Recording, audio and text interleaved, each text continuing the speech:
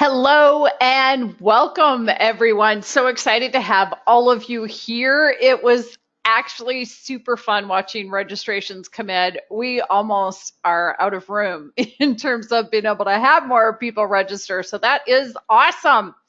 All right. We are talking presentation skills today. And the first thing I'm going to do is share a story with all of you. 12 years ago, I got a contract to go on the national circuit as a speaker trainer. And part of the process involved getting certified. In the certification class, yeah, you know how that works. There's different groups that work together, talk to each other, that kind of thing. Well, unbeknownst to me, one of the groups elected me as least likely to succeed.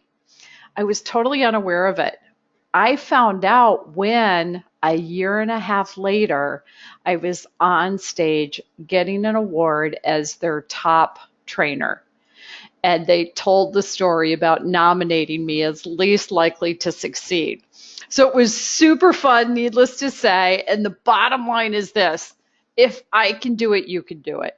It really is something that works and you can make it happen for you. ICF has researched this, and public speaking is one of the top 2 ways to get coaching clients. All right, so let's talk about it. What's our agenda today? First off, preparing yourself for when you're going to speak. Next off, establishing rapport with the people in your audience, defining their pain. So important. Exploring the possibilities with them, clarifying the solution, creating their action plan, summarize the conversation, and clinch that close. So thank you, all of you, by the way, for submitting your questions ahead of time. It was great because it got me going back through the content and adding some slides. So that was awesome. In addition to that, I am happy to take questions as we go. And we can do that in 2 ways. One option for you to ask questions as we go is type them into the question panel. I'm going to monitor that all the way through. Another way for you to ask questions, if you're brave and want to come on live, you can raise your hand. I can unmute you individually and you can ask your question. So open to both those options. This is really about you getting some great takeaways that you're going to use and apply in your work. All right, learning objectives for our conversation today. To have you aware and actually following through so that you describe the audience and their considerations. So you identify ways to develop rapport with them, and then list your process to plan your presentation. And of course, hopefully everything we're covering throughout is going to support those learning objectives. All right, first off, in preparing, one of the questions submitted ahead of time is, how do you find your audience? Oh, and by the way, so there's a question up and it's somebody's asking, does the ICF give continuing ed for this program? You have to ask them. Because it is a free program, it's not submitted ahead of time, so you'd have to ask the ICF and find out from them directly. All right, back into finding your audience. So you asked, how do I get those opportunities to speak? So the first thing I'm going to throw out to you is think about what you want to talk about. And people often ask when they say, oh, I want to write a chapter for the book you're publishing this year, what should I write about?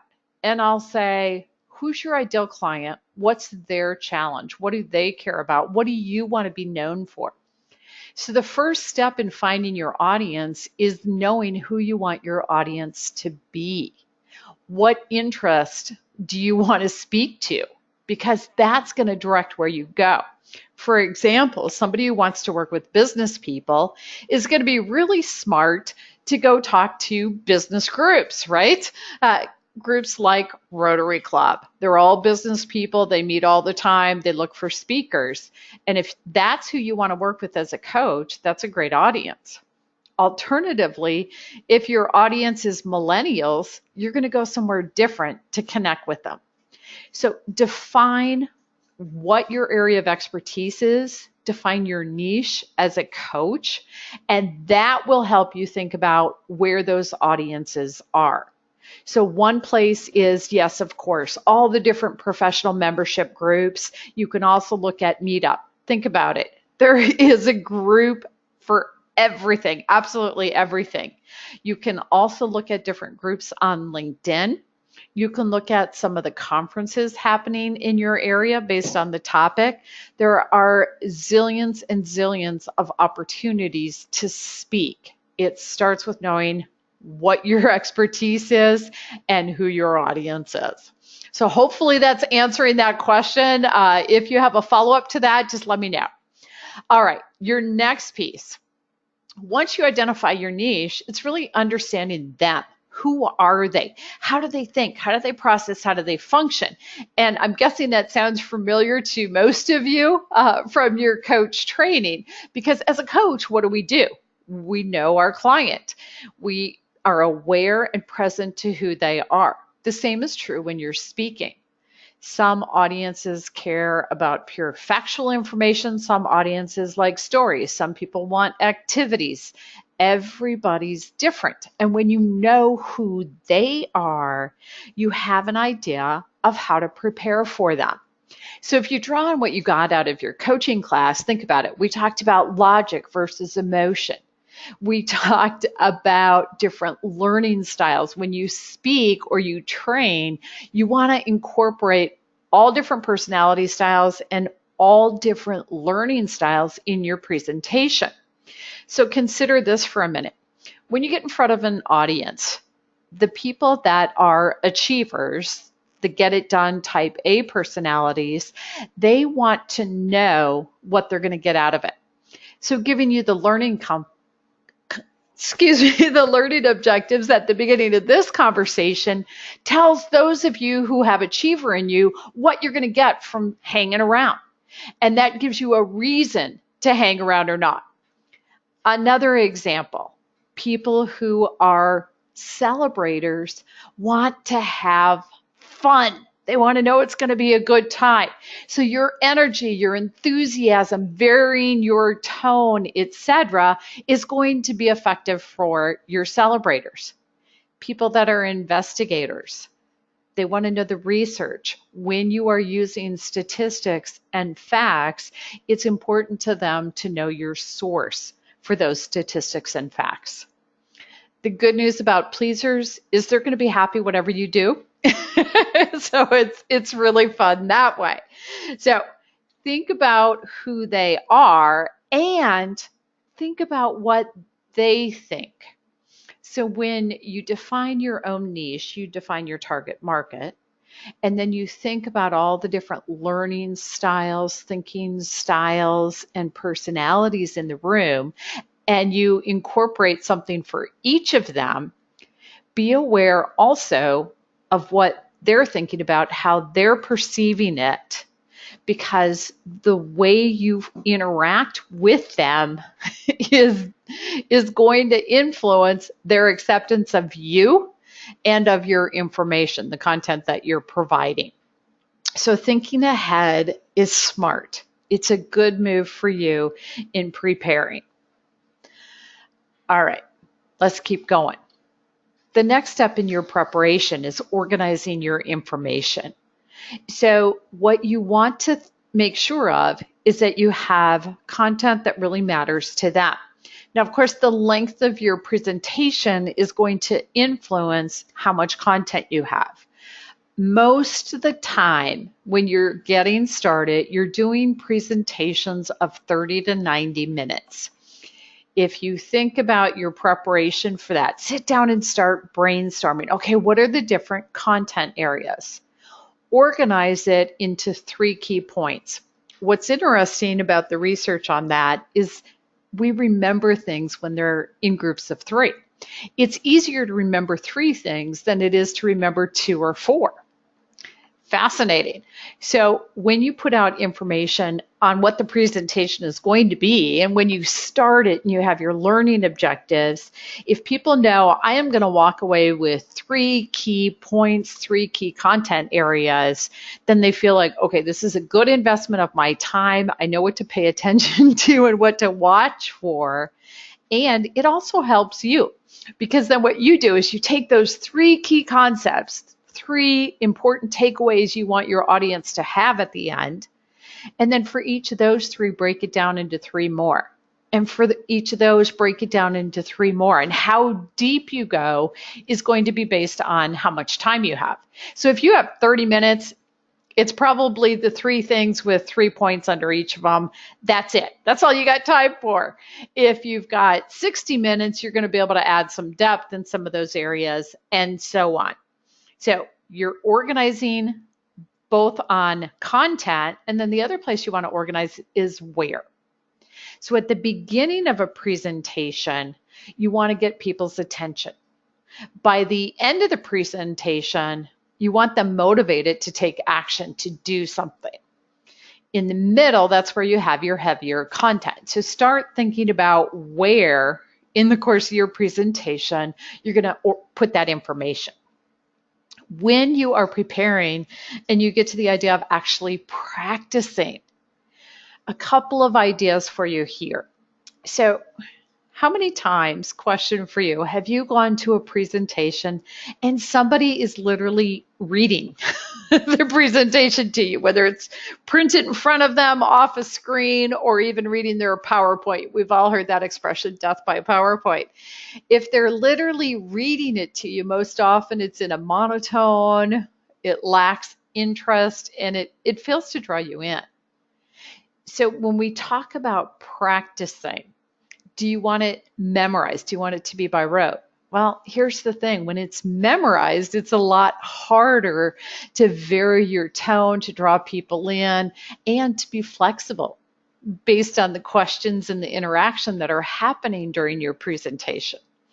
At the same time, it is really helpful to really know your opening and know your close. You see, the opening, you're going to get everybody's attention. That's something that happens before they even have a chance to start asking questions and interacting with you. So knowing what you want your opening to be, knowing what you want your close to be, and when you practice, those are things to practice so that you either have it memorized or pretty close to. You know exactly what you're going to be saying during your opening and your close. Now, how do you choose? How do you choose what your opening is and what your close is? So let's talk about that too. For the opening, this is your chance to get somebody's attention. How do you get their attention? Sometimes you have a startling fact or statistic. Sometimes it's a story. It varies. Now, here's something that's interesting. So I gave you a story when we started about me learning to be a trainer speaker on the circuit.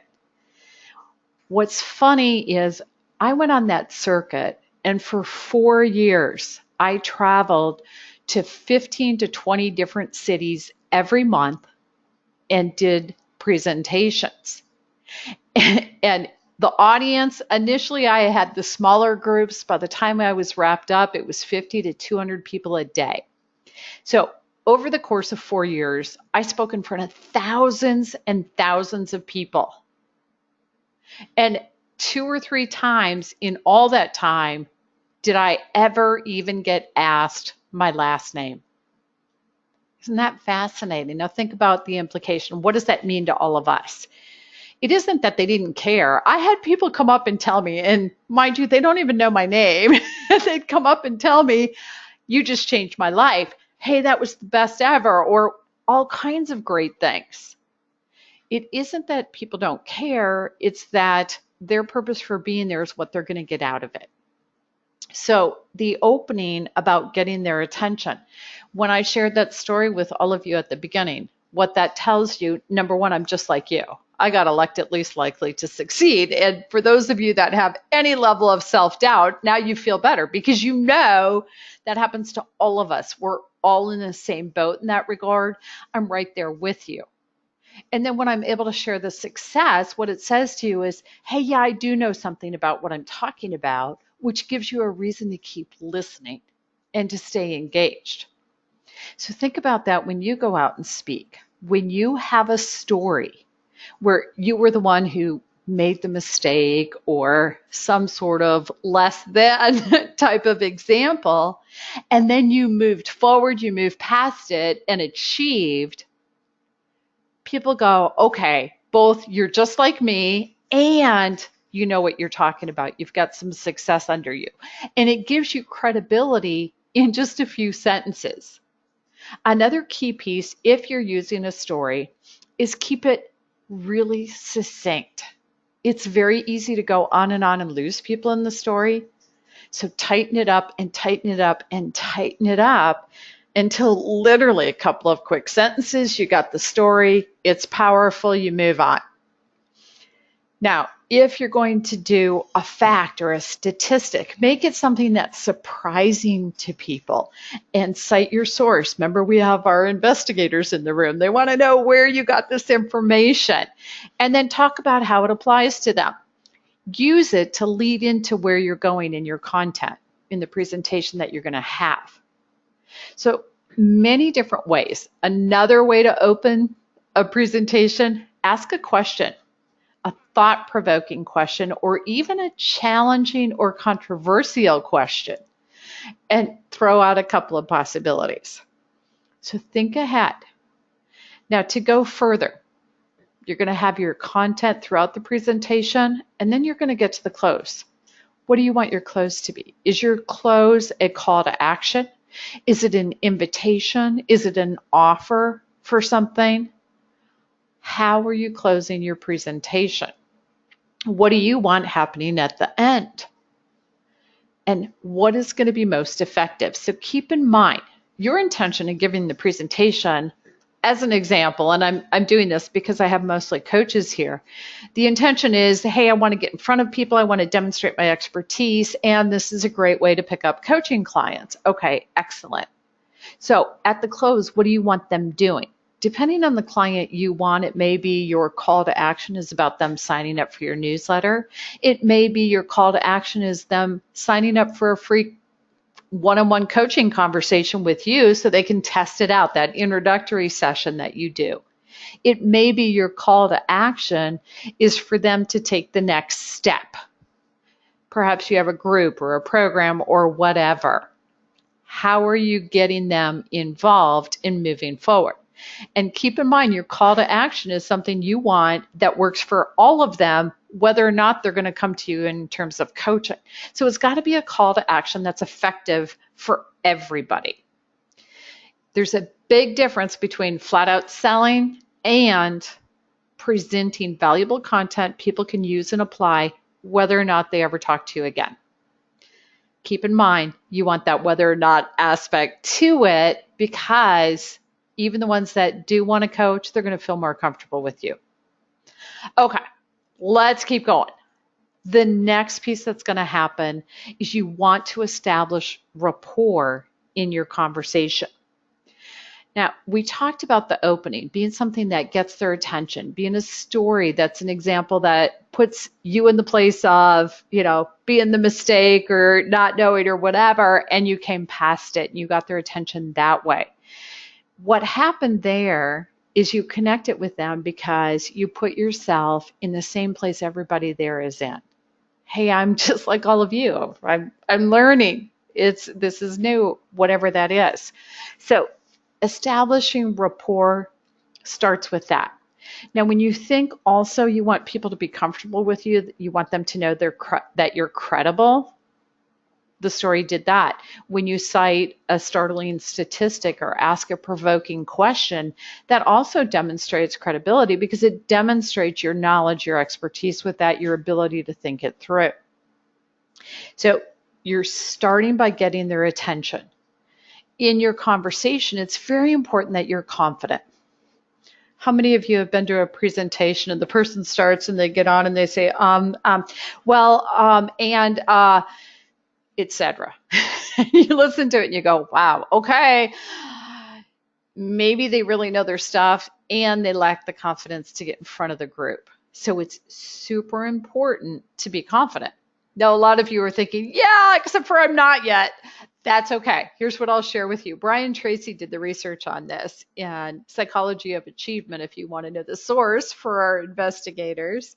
And he said you can have any emotion you want to have simply by pretending to have that emotion. So what does that mean? That means for a good solid 15 minutes, pretend you are confident as a speaker and visualize yourself.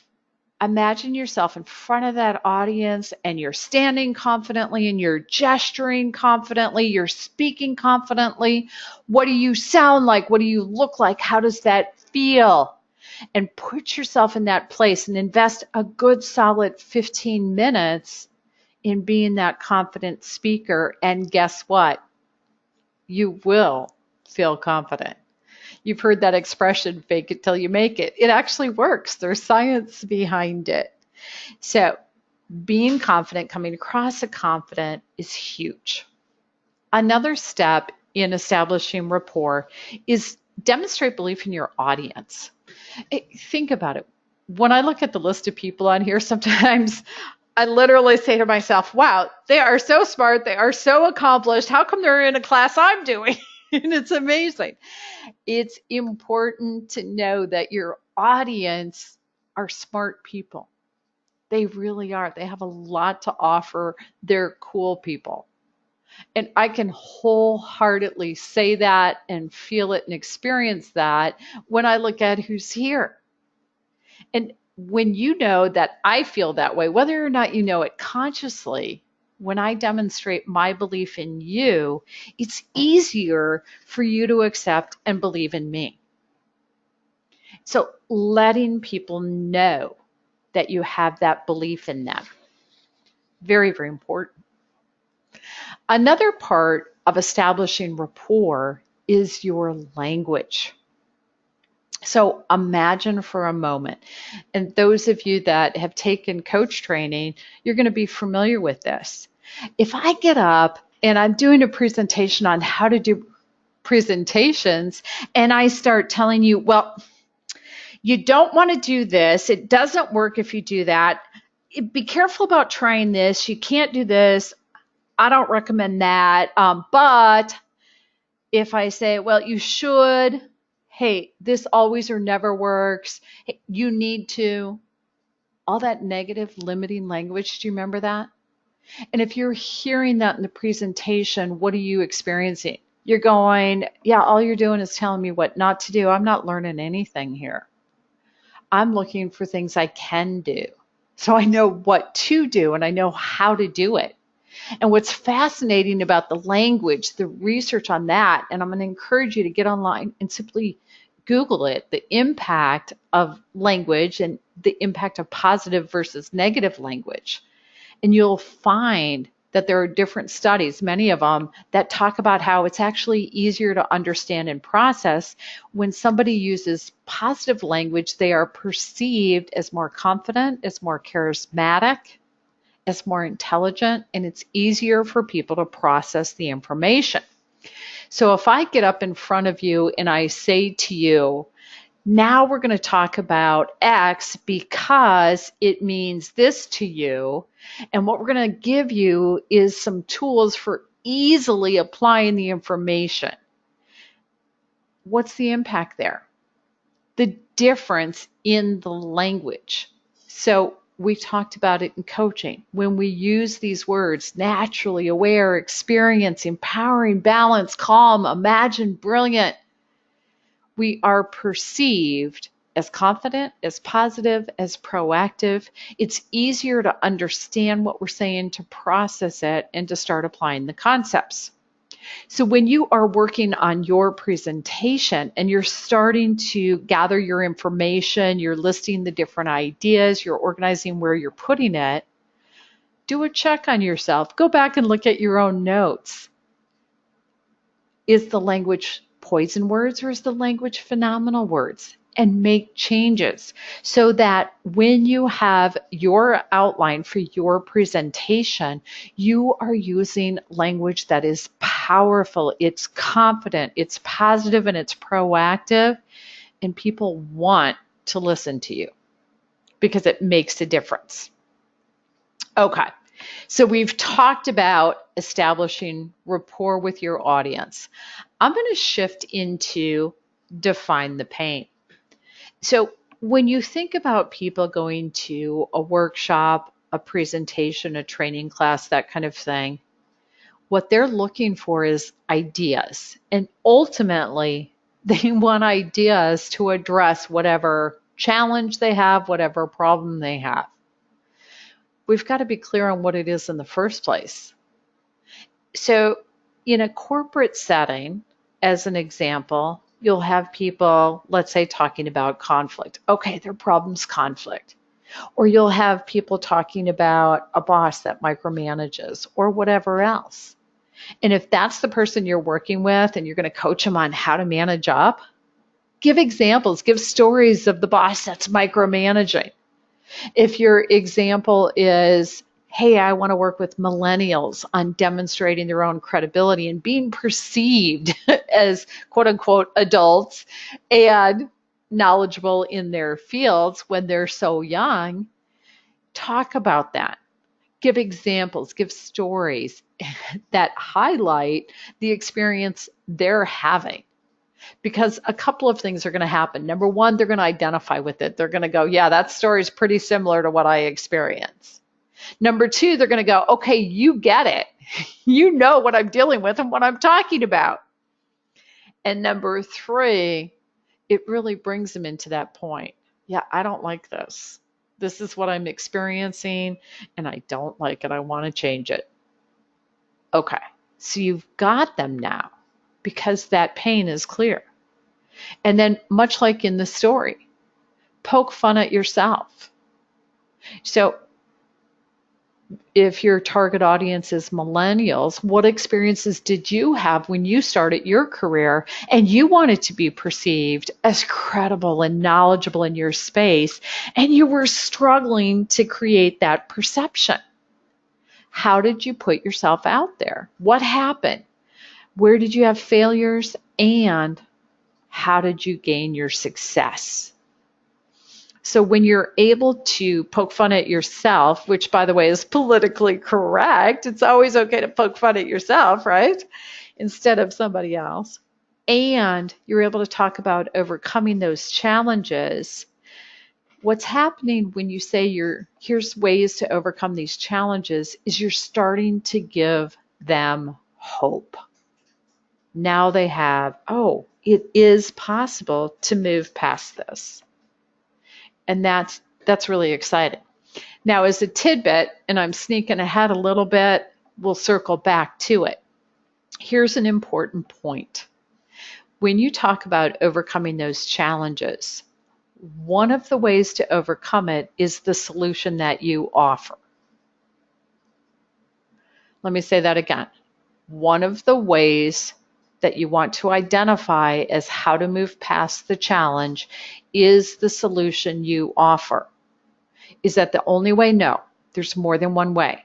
So when you list multiple ways, people go, okay, I'm getting some ideas, this is good, and they're going to walk away with valuable content whether or not they talk to you again.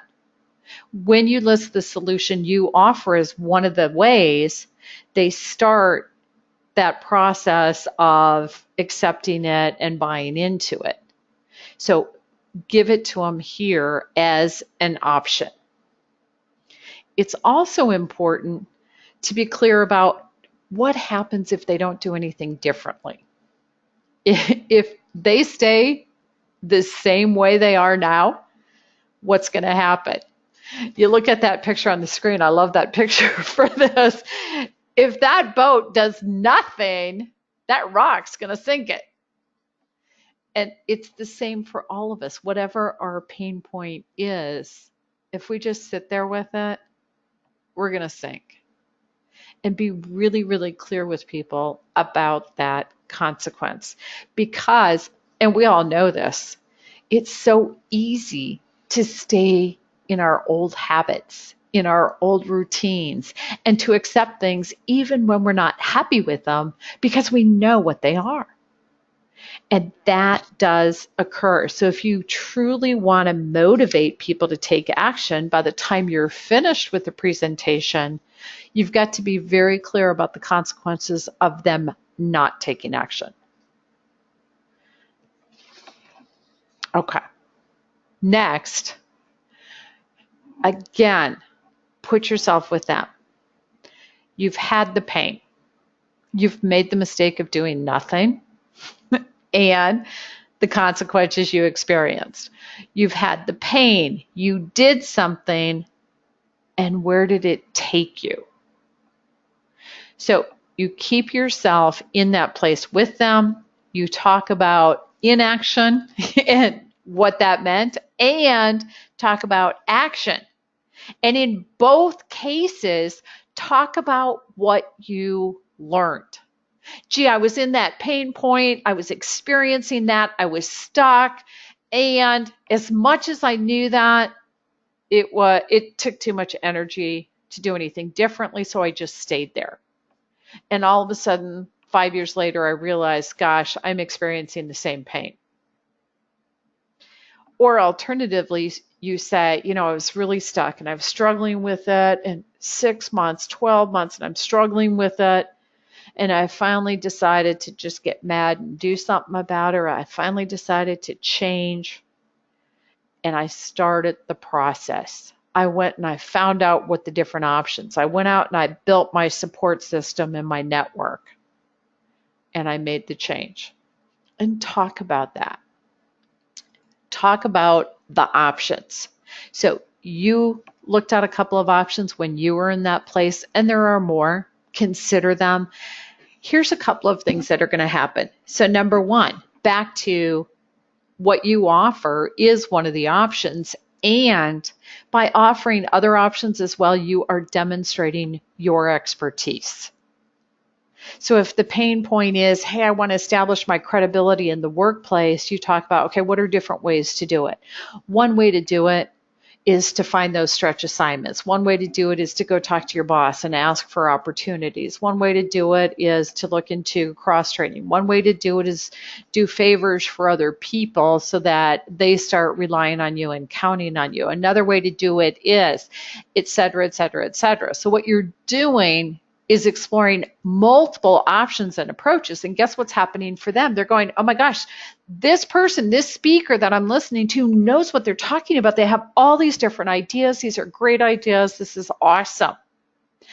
And let me give you a nuance to this. When you talk about the options, give them enough to know the idea and the concept without giving them so much that they're overwhelmed or they feel like, okay, now I've got it. I've got all the information it's going to take for me. I'm just going to go do this by myself. So it's back to the idea of the introductory coaching session. Remember that when you took it in coach training?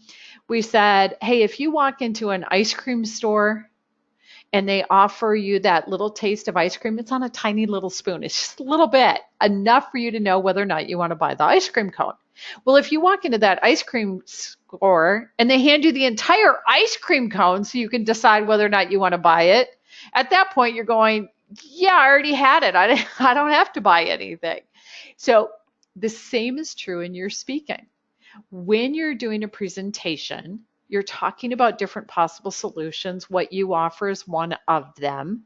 You want to give them enough to get what it is without giving them so much that they feel like they've already got all the information. In other words, you want that person wanting more. You want them wanting to come back to you and get more information from you, get more insight from you. So the idea is to entice them. You talk about options, you are one of the options. It's incredibly important that in this segment of your presentation, you are giving multiple possibilities enough so they get what those possibilities are without so much that they're doing it without any additional support, right?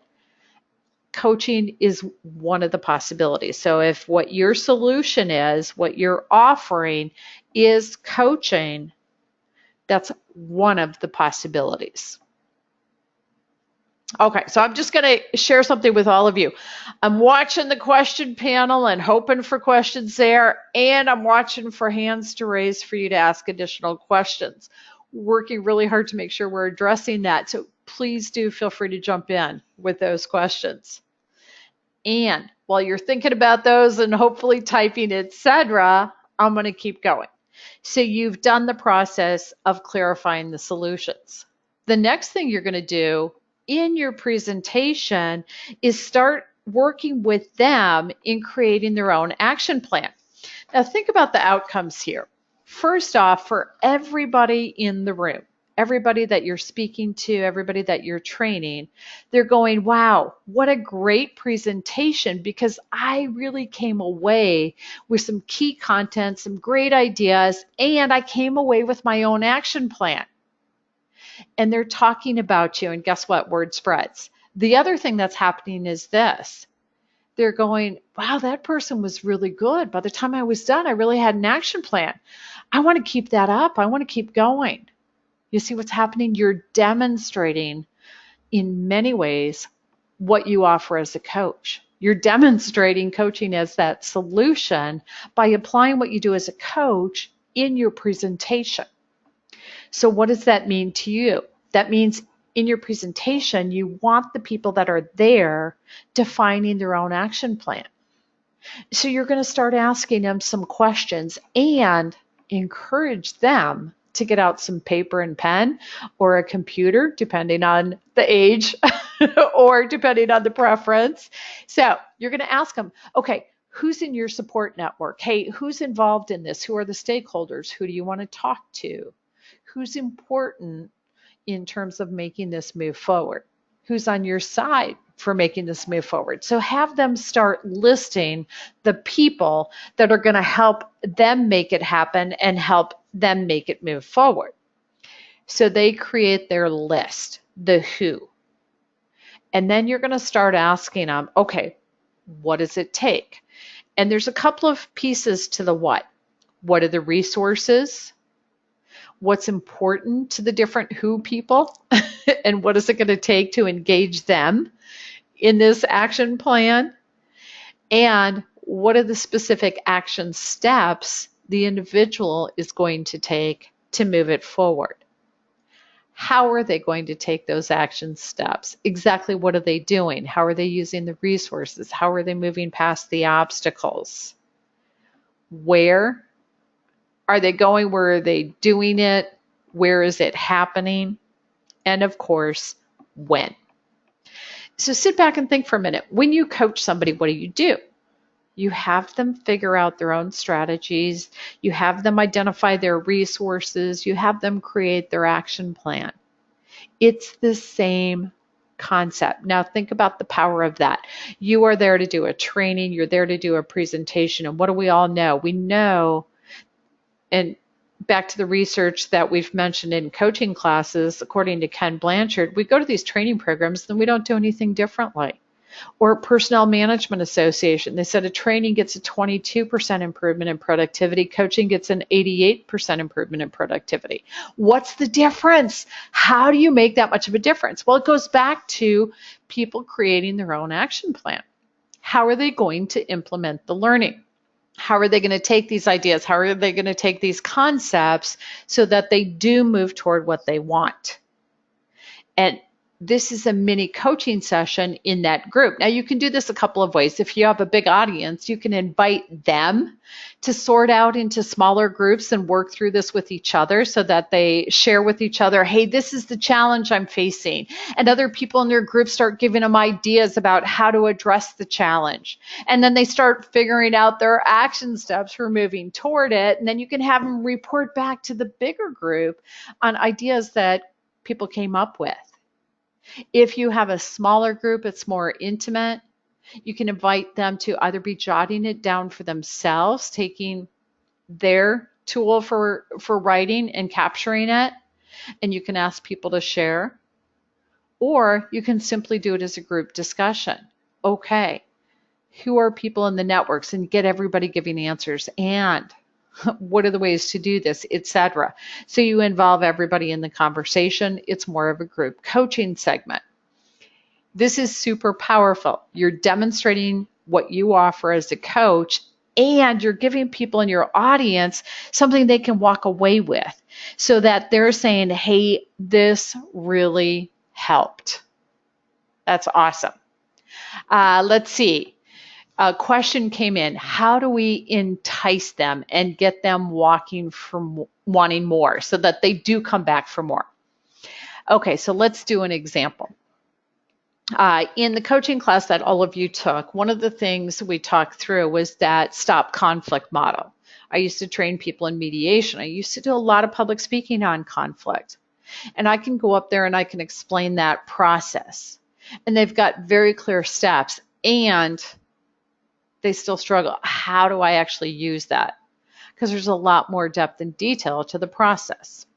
So if you go to your niche, the type of coaching that you offer, and you think about, okay, here's a process that works for clients. And that process, you've got the high level steps involved, and then you've got more detail and more detail and more detail. If I equate that to coaching, we have 11 core competencies as a coach. So in this conversation, if the only thing I do is tell you and you're thinking about becoming a coach, I say, here are the 11 core competencies. Okay, you want to know more. How are those competencies defined? And then if you start your coach training, guess what? You want to know more. How do I know if I'm doing that competency or not? And it goes deeper and deeper and deeper as you go through. Same concept in your presentation. Here's the high level, here's the list, here's the big picture, and how do I go further? So for example, if I'm working with somebody as an individual client and I'm going to coach them, let's say on today's topic, presentation skills, I can take them through these steps, and then guess what's going to happen in the coaching session? You're going to start asking them more questions. So Navina, you put this one in. If I said to you, okay, what are you going to talk about? Great. What's their pain point? Great. And then I say, okay, so what are the takeaways you want to give them? That's the high level. And then I say, now define those takeaways. Great. Now define ways to address their pain point. What are the different options? Okay. And how does what you offer address their pain point? What is your example? What is your story? And I literally work with you so that you start putting all the pieces together. That's taking you to the next level. You've got the ideas from this. You've got the big picture. You've got the outline. You've got the steps.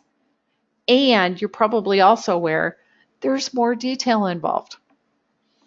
Hopefully, give me your feedback. Is that answering what you wanted about enticing either Navina or some of the rest of you? Because there's lots of you here. What other questions or follow-up do you have on that? Okay, so I got a thank you from Navina. So I'm guessing that means you got it.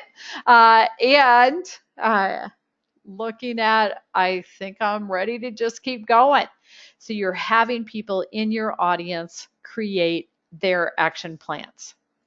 Now, in doing that, what you want to make sure is happening is that you're going to summarize. So you're going to confirm the action steps. When you have a really large group, having them share those action steps with each other, because we all know when they say them out loud, there's a higher level of accountability and follow through on that, a greater commitment. So that's really good.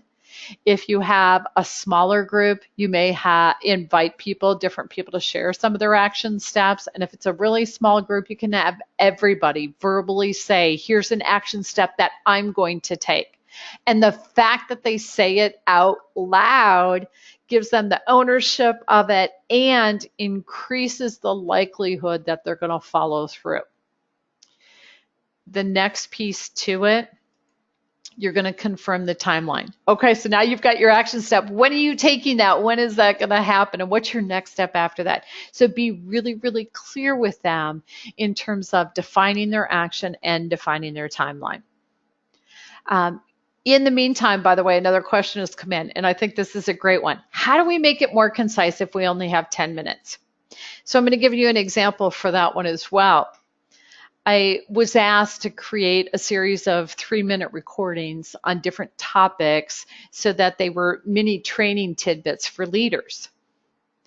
Well, let me back it up further. When we did the stop conflict model in your coaching class, we took a few more than 3 minutes on it. At the same time, it's pretty tight. And that model itself came out of a 40-hour training program. So it's very much the same idea as what we're talking about here, the way you entice them and get in wanting more. You take your very high level points, you get a sentence or two on that point, and that's it. And so it's being really intentional. How are you going to edit it down? So some people start with the outline format and then build content and take it deeper for a longer presentation. And some people have the longer presentation and are going to go in and find the key phrases and sentences and really edit it down. It's the same concept in both directions. So, and I hope I say the name right, Sharuda. Please tell me if that answered your question. Want to make sure. And while I'm looking for your feedback on that, I'm going to give you one more point here. When you are working with an audience and they are defining action steps that they're going to take and they're confirming their timeline, their commitment to it, it's so important to acknowledge them and to celebrate. Hey, guess what you just did? You just designed your own action plan. You just committed to a timeline for your action plan. Way to go, you. That's powerful. Now you've got your plan. Now you know where you're going and how you're doing it. And take time to celebrate it. And when you have a brainstorm and people are throwing out different ideas, you're going, way to go, you, for coming up with those different ideas and for sharing that. It's so important, both here and throughout the presentation, that you're acknowledging them and affirming them and thanking them for their participation, for their sharing, for their ideas and insights, etc. Again, they're pretty cool people. We're so lucky in that we get to work with really great people. So awesome. Thank you for your notes. So glad the name was said right and that it answered your question. So I appreciate that. All right. So now you've gone out there. You identified your client. You developed your presentation based on what you want to be known for, your area of expertise. You've got your pain points and your stories and examples there. You've got your learning points, what they're going to walk away with. You've thought about how to connect with them based on different personalities, different interests, what the environment is, etc. And you've taken the time to really support them developing their own action plan. You've acknowledged them. What do you want to do? Do it again. Congratulate them on being intentional. So just like you celebrate them for their ideas, for doing the work, etc., you also want to congratulate them, reinforce that celebration. Hey, you are now moving toward what you want to accomplish. So let's experience that, all of you, for a second. Okay, you're a coach. You want to get more coaching clients. The top 2 ways to get coaching clients are referrals and speaking. You decide, yeah, I'm doing the referrals, I've got my plan, and that's working great, and I'm going to add speaking. Okay, so get your pen and paper out, or if you prefer, open up a document on your computer or your iPad or a note taking on your phone or whatever you use, and start thinking through. So, where does your audience hang out? Are they business people at the Rotary Club? Are they millennials that are in some up and coming leadership programs, that are in different groups on LinkedIn, etc.? Where are they? And find them. Know what they care about, know how they think, know how they process, know how they function, and prepare, if you're going to have a group of people, to have all different learning styles, all different personality styles in the room. Start organizing your information. All right, everybody, on your paper, knowing what you want to be known for, your area of expertise, and it serving the client you want. What are the 3 key points you want them taking away? Love it if some of you want to share while you're jotting it down for yourself. What are 3 key points you want people in your group, your audience, to walk away with? And I'm looking through some of the examples from people, hoping you're sharing those. And in the meantime, just knowing some of the people and what you're here and what you do. Let's see. So we've got people that work with others in terms of time management. Okay, so if that's a pain point for your audience, time management, and you want to be known as an expert for time management, what are 3 key takeaways for people? It may be you say, well, one takeaway is having them identify the difference between something that's urgent and something that's really important. Another takeaway may be having them think about what they can delegate out to other people. Another takeaway may be how they prioritize. Okay, now I've got my 3 key takeaways, and I can build from there. So whatever your area, hopefully you're jotting down those key takeaways for yourself. You're working yourself through this, right? Then you're going to start thinking about, okay, what is a good attention-getting opener? A fact, a story, an example, a personal experience gets their attention, draws them in, and you start connecting with them. When you do a presentation, how are you going to build that time in for you really doing that, hey, I am confident, and imagining yourself there and seeing it happen and seeing it work? What are some phrases you want to say? Think about your language, think about demonstrating belief in your audience, and get those down in your notes. What is their big pain point? When have you experienced that? What failures have you had? What successes have you had? And from there, you can start identifying the story. What are the consequences if people stay where they are? And as I'm talking this through, you're writing this down. Jot these things down. What have you learned about addressing those consequences? What are different options and different approaches for identifying those consequences? And in your presentation, what questions do you want to ask your audience to support them defining their own action plan? So you're working with them, you take them all the way through, you celebrate them doing it, you congratulate them on being intentional. And what do you want to do next? The same thing I want to do right now.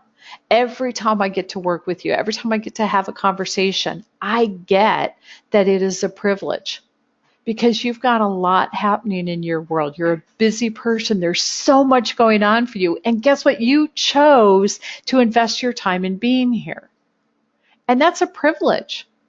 When people invest their time with you, it is a privilege. It is a gift. And whether they're investing it so they have an opportunity to learn, so they walk away with it or something, you're the one they pick to invest it with because there's so many choices out there. So thank them for the privilege of having that time with them, of them being there with you. Thank them for their interest in this. Now, of course, a big part of what we're talking about here is this idea of, okay, so coaching is one of the solutions. You know what? How can you confirm that collaborating with a coach does support their objectives? You start it with a story. What's a story you can close with? What's a story, an example, yourself or someone else? Hey, they had that pain point, they had those struggles, they decided to make this choice of having a coach. Here's what happened. And I got to be really careful. Yeah, they worked with a coach. Here's what happened. And what I'm going to emphasize with somebody is You can choose an option that's going to work for you, and it is possible to make it work. And so I want to give them that sense that, hey, this is a very viable, real option. It works. And I also want to, instead of being salesy, I want to make it more about it's you being intentional, it's you choosing, it's you planning, it's you following through. Okay. So those are our key content points. I have a couple of tips, and I also have a few resources to share with you. So for those of you that are holding on to your questions, get them in there. we want to hear it. And in the meantime, those of you who have been writing comments, I really appreciate them.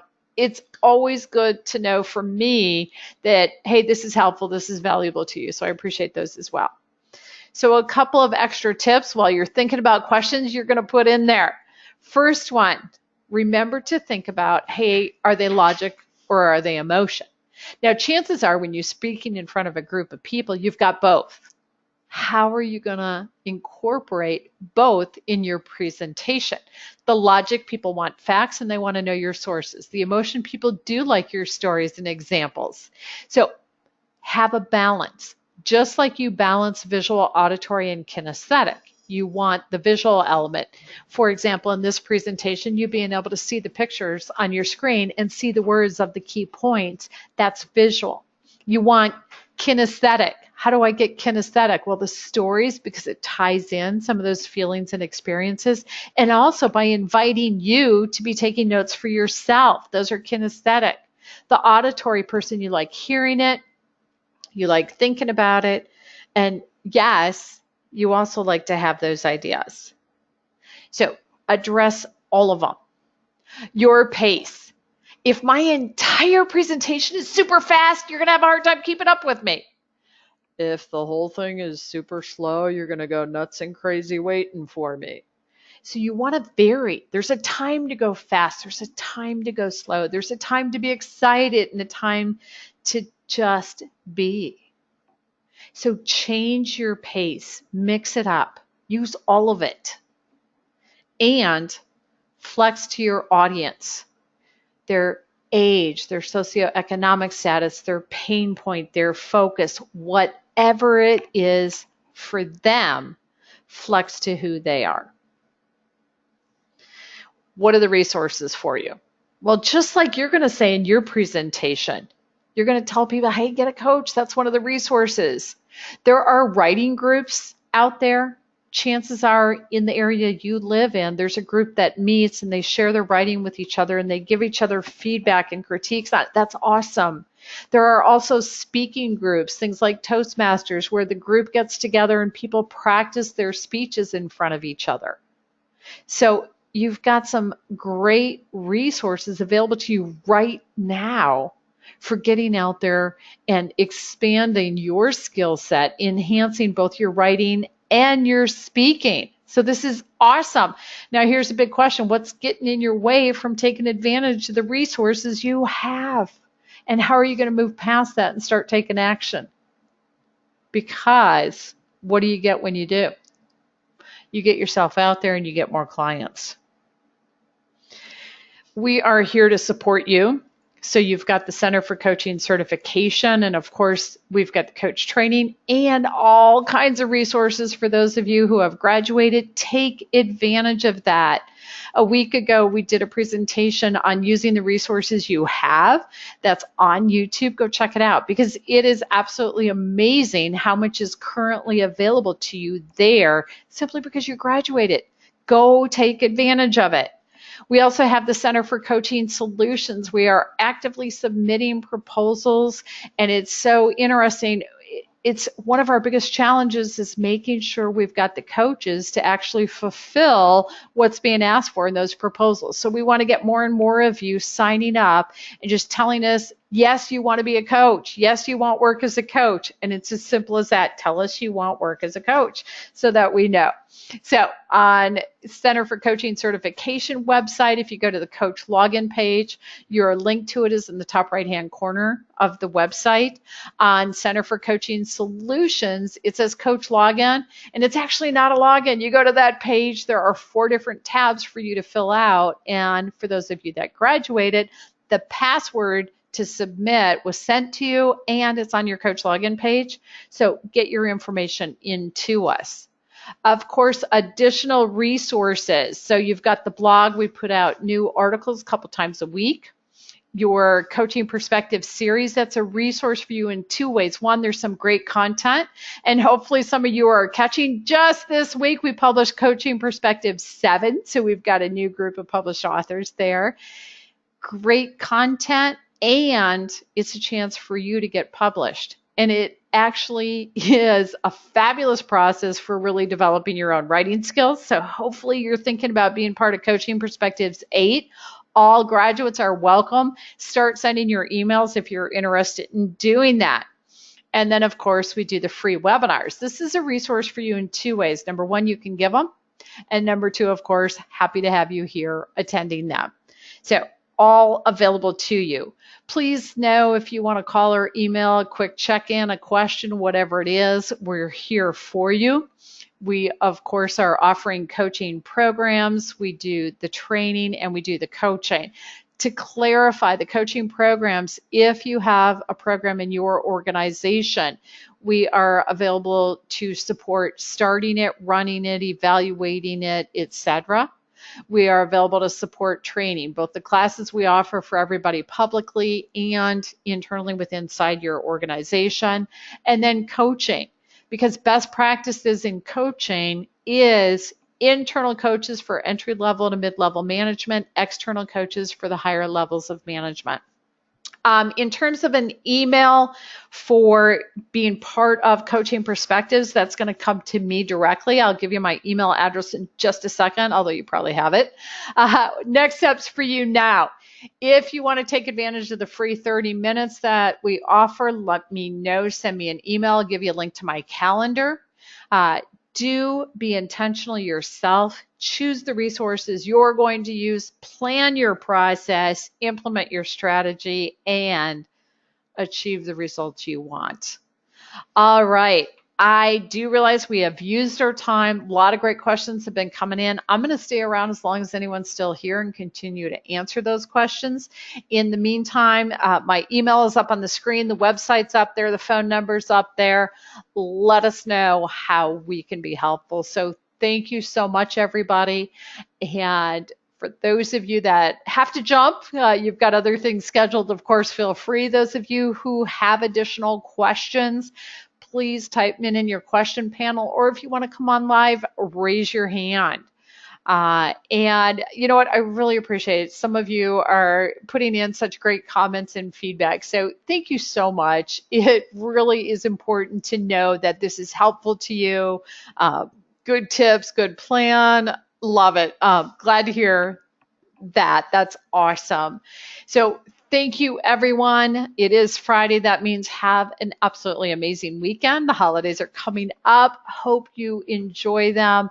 We look forward to hearing from you, and we look forward to being of service. So thank you all, and make it a great one.